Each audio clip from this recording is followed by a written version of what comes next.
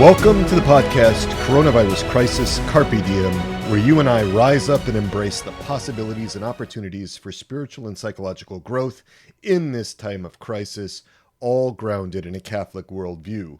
We go beyond mere resiliency to rising up to the challenges of this pandemic and becoming even healthier in the natural and spiritual realms than we were before. I'm clinical psychologist Peter Malinowski, your host and guide with Souls and Hearts at soulsandhearts.com. Thank you for being here. I am really excited to be here with you as we enter into episode 17. This is released on May 25th, 2020, and it's entitled Loss, Grief, Mourning, and Resilience. How do they go together?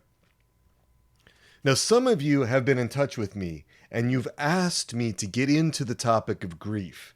We touched on it briefly in episode 3 when we talked about the loss of the Eucharist with the lockdowns in this pandemic. There's been conversation about grief on the discussion boards in the Resilient Catholic Carpe Diem community space at Souls and Hearts. And now we're going to go into a deep dive into this whole area of grief. We're going to do 3 podcasts on grief and the coronavirus. I'm going to be doing also one Zoom meeting. That's a real small, intimate getting together of 6 to 12 people. We've already got 10 people registered for that, so seating is really limited. I'm only taking 12. That meeting is coming up this Friday, May 29th at 7:30 p.m. Eastern Time. So check that out at soulsandhearts.com. If you haven't registered for the community, soulsandhearts.com. Go to Resilient Catholics Carpe Diem. That's the place where you need to be. Joining is free for the first 30 days. After that, $25 a month. We'll talk more about that later. Grief. Now, our thinking can get really impacted. It can be really negatively impacted when we are experiencing intense emotions. So let's really get some clarity around all these things about grief. The first thing, really quickly, is to define a few terms just so that we can have a common language and a common understanding of the topics that we're bringing up. We're going to start with the concept of loss, actually. Why? Why loss? Well, loss comes before grief. Loss always comes before grief. Loss precedes grief, and so we're going to go in order here. We're going to go in order here, and we're going to start with loss. So there's 2 kinds of loss. There's actual loss, and then there's also what I call the loss of potential. Actual loss, loss of potential. All right, let's get into these. What are these? Actual loss is the loss of a real, tangible good. Something good is taken from us. It could be the death of a loved one. We lose the relationship. We lose the connection, the intimacy, the love from that person, at least as experienced in the natural realm, in the here and now, walking on the face of the earth. It can also mean the actual loss of some part of us. For the example, the loss of our hearing, some kind of physical capacity, the loss of our vision. It could be the loss of our job. Something real, something tangible, something that exists outside of our experience. That is actual loss. Okay, loss of potential. What's that? The loss of potential is the loss of possibilities that we hoped for. It's the loss of something we anticipated in the future. A wedding that will never happen, children that will never be born, a promotion that is never going to come now. It also includes words that were never said, words that were never heard, forgiveness that was never received or never offered, stories that will never be finished.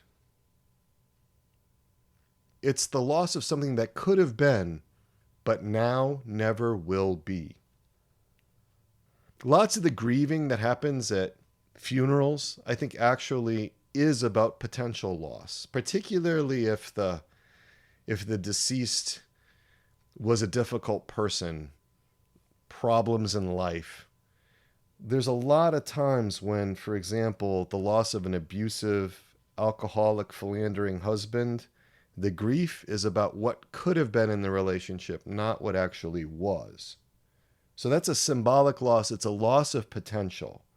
There is going to be no living happily ever after for that grieving wife. So what is grief? All right, we've got what loss is, actual loss, loss of potential. What's grief?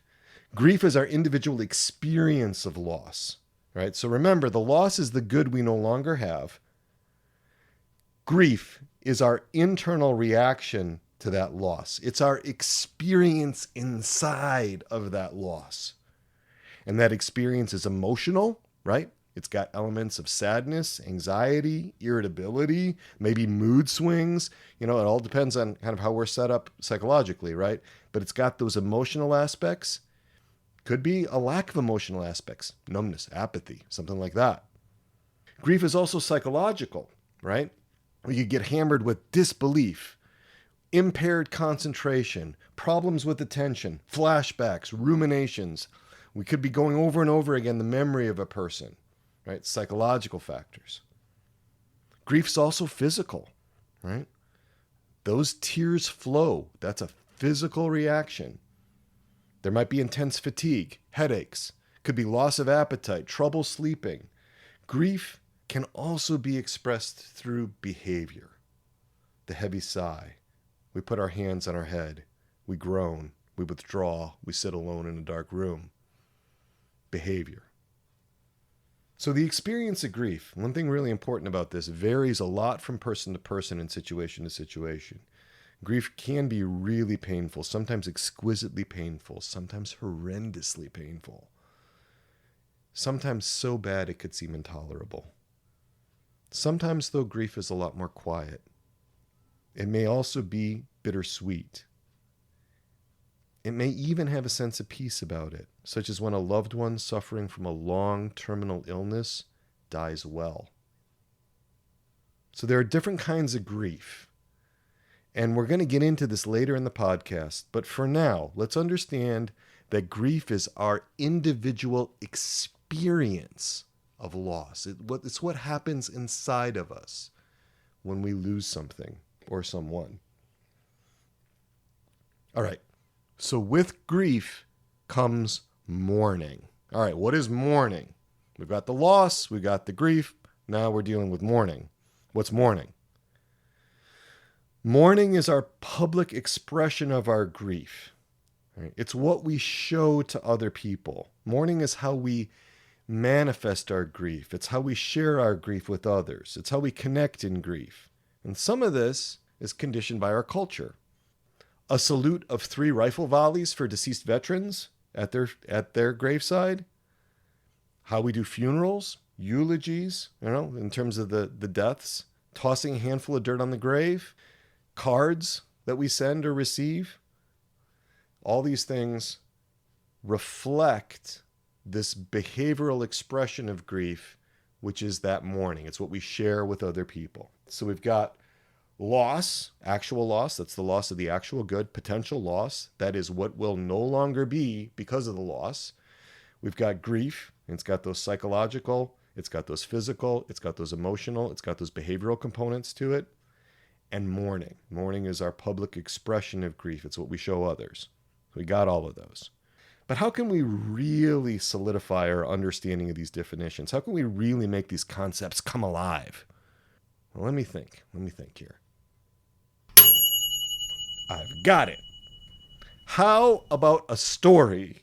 How about a story to have all of these things come together for us? How about a story to illustrate all this for us? I think that's a great idea. So it's story time with Dr. Peter.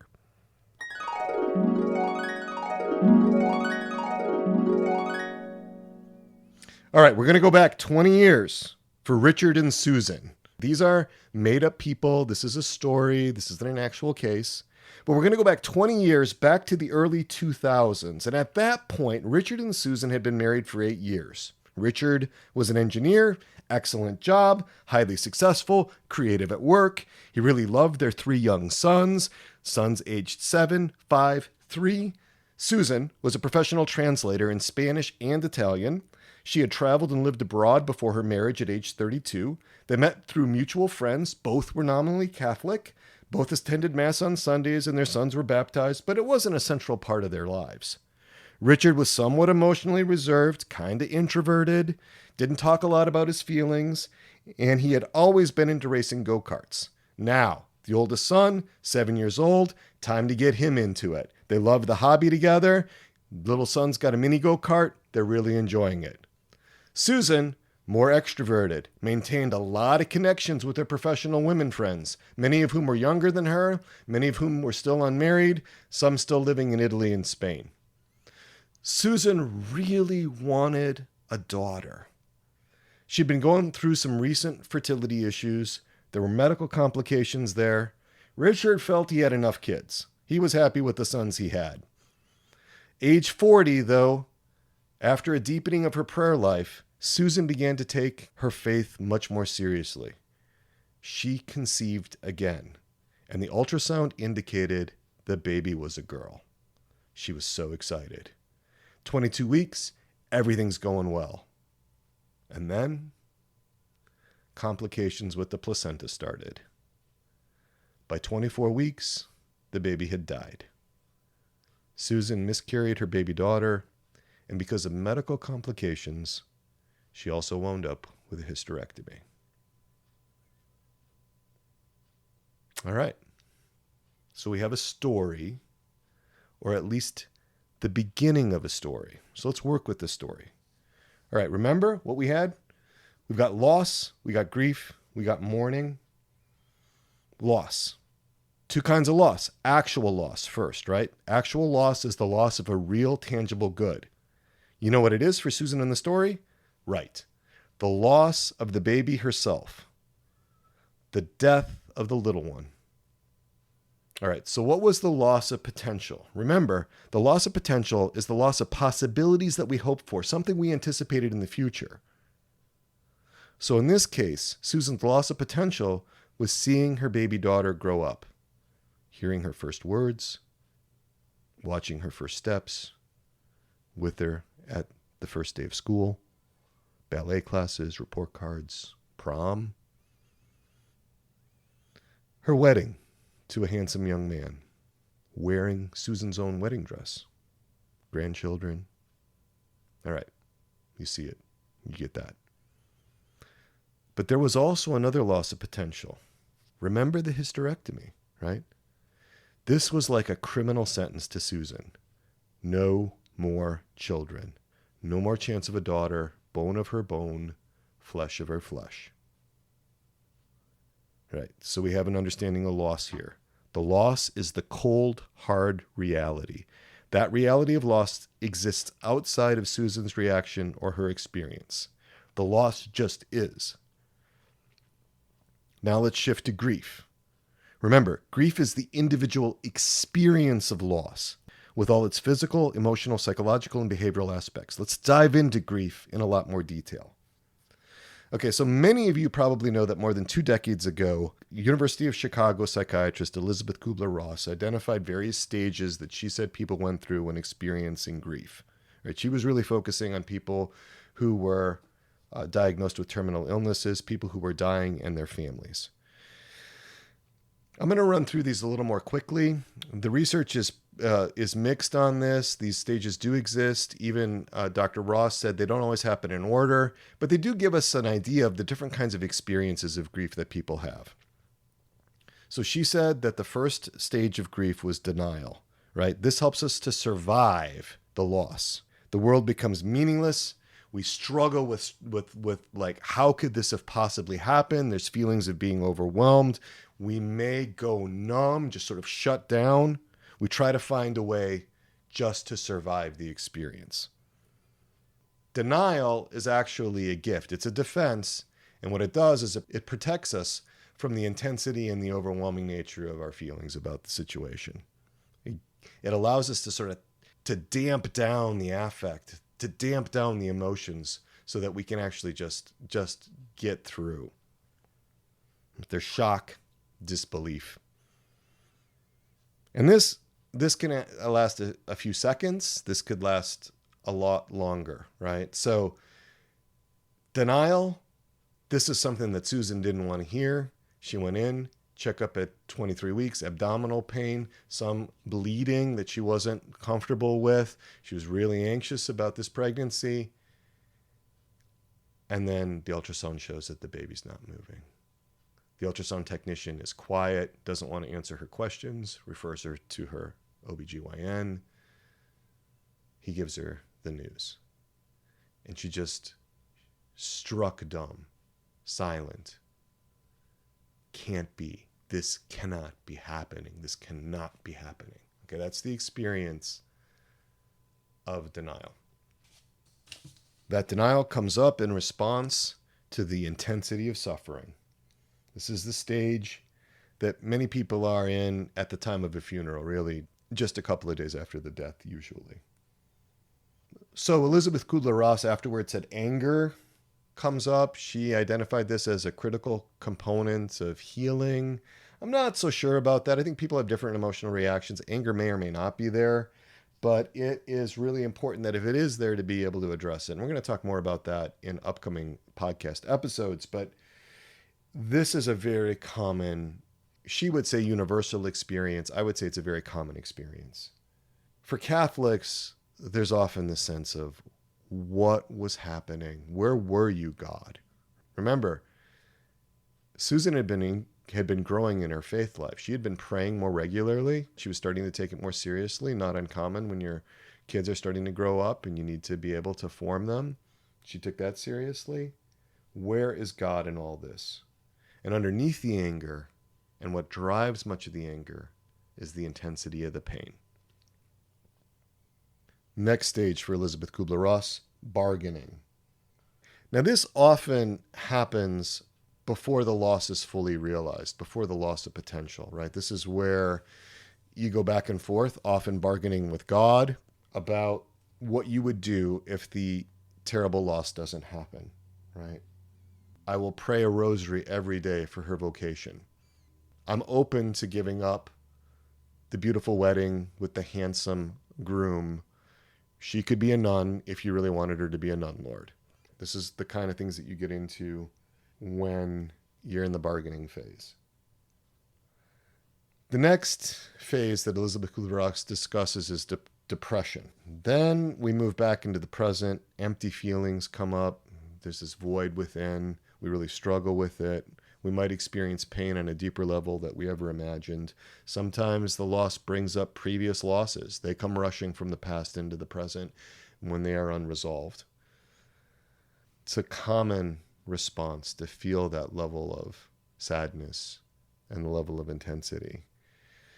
We're going to, in a future podcast, really go over the difference between a clinical depression and normal grieving. That's a really important distinction to make. But for right now, what we're going to say is depression was the fourth stage that Elizabeth Kubler-Ross offered us. And the fifth one was acceptance. All right, sometimes people get this a little mixed up. They think that acceptance somehow means that they are being all right or okay with what has happened. You know, when you've lost a spouse, for example, of 35 or 40 years, that's more than most people can really do, right? We're talking about accepting the reality of the situation and its implications. It doesn't mean that we necessarily agree with it or that we embrace it, but we learn to live with it. This is the new normal for us, and we accept that. A lot of times it comes in fits and starts. It comes a little at a time, bits and pieces. It's usually not just one great moment where we say, yes, I accept this. Usually it takes more time for us to adjust. We can never replace what's lost. That's true. But instead of denying our feelings, we really start accepting where we are with them. We start listening to our needs. We start focusing on what is going on inside of us. You might say that we begin life anew. We start over at that point. David Kessler brought in a sixth stage of grief. He collaborated with Elizabeth Kubler-Ross, and he actually brought something in that I think is extremely important for us Catholics, and that is finding meaning in the loss. finding meaning in the loss, integrating it with the rest of the narrative of our life in a coherent way.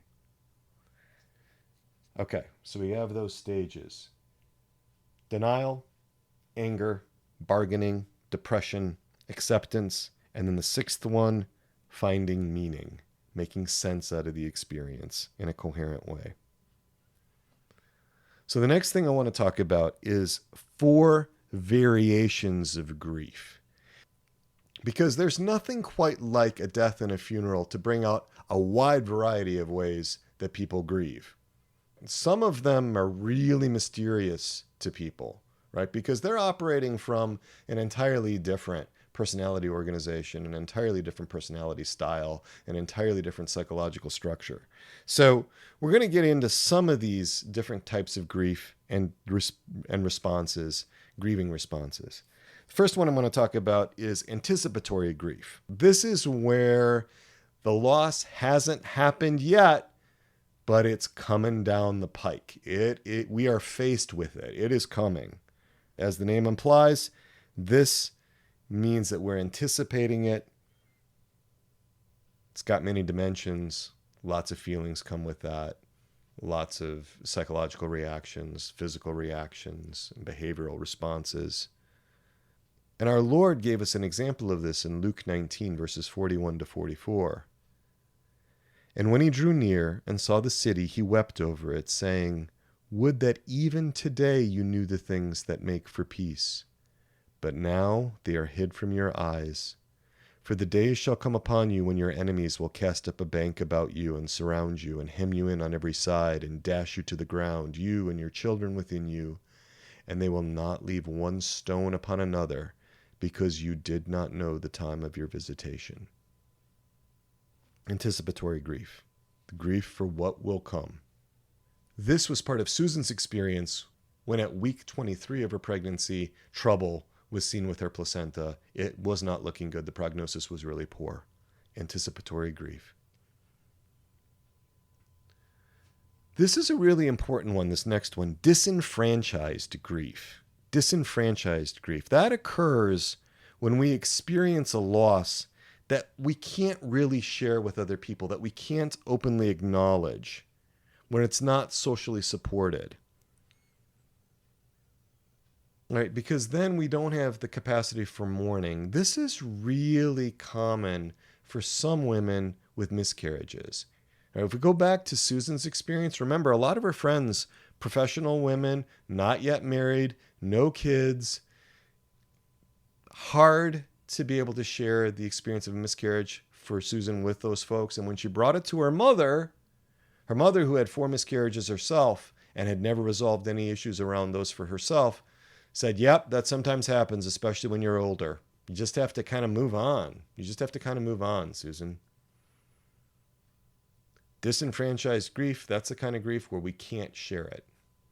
This can also happen with, say, gambling, right? Where a spouse has gambled away the family's resources and the other spouse doesn't know about it, and the spouse is terrified to say.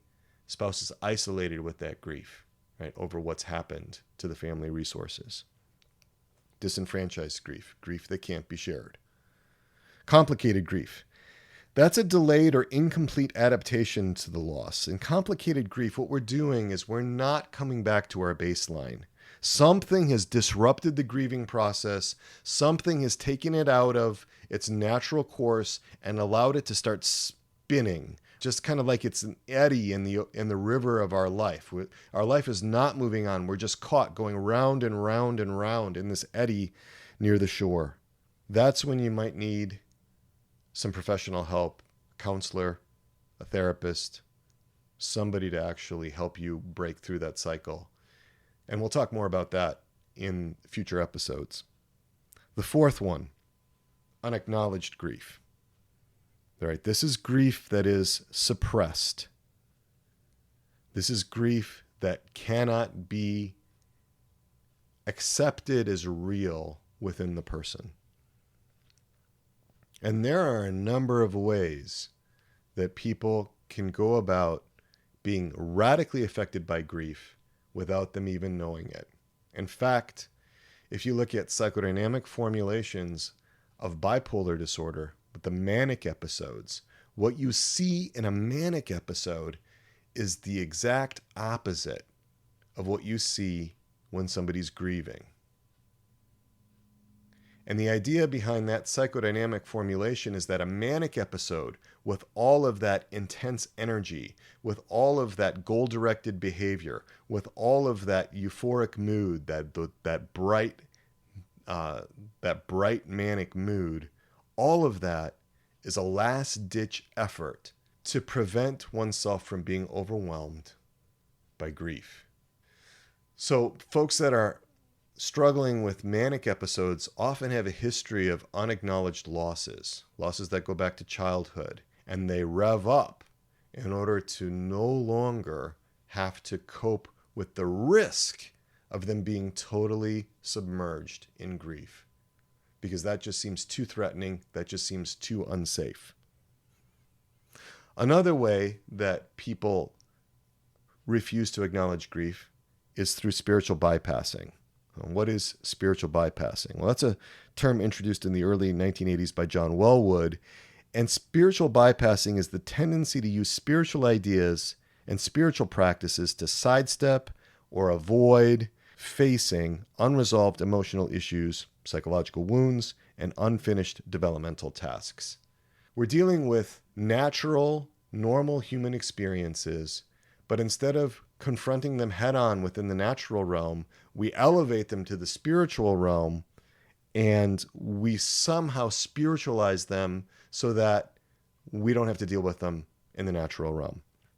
And so in that, you could see somebody short-circuiting the whole grieving process by just immediately going to, well, so-and-so is in heaven with Jesus, and that's a wonderful thing, and I wouldn't want any less for that person, without acknowledging anything of the loss, without experiencing the grief. In the next two episodes, we're going to go a lot further into grief, and we're also going to bring in mourning. Now that we know about what grief is, we're going to discuss the difference between grief and depression. We're going to continue with the lives of Richard and Susan, right? We're going to bring them up to the present day. We're going to see how they fared over the last 20 some odd years. And we're going to discuss factors that interfere with the normal resolution, the normal passing away of grief, and also the things that we can do to help ourselves, the things that we can also do to help others work through grief, bringing in psychological resources, of course, but also bringing in all the gifts to the Catholic faith. All that's coming up in the next couple of episodes. Okay, so here's what I'd like you to do. I want you to take the leap if you haven't done it already. I want you to register for the Resilient Catholics Carpe Diem community here. It's free for the first 30 days. You can try it out, no risk. After that, $25 a month. There's all kinds of extra goodies in there connected with this podcast. Now on Wednesday, May 27th, I'm going to post a running list of the things that Catholics often grieve. Some of them might be quite unexpected. I'm also inviting community members to add to that list. We're going to get into discussion about this. At 7:30 p.m. on Friday, May 29th, we have our first small group Zoom meeting.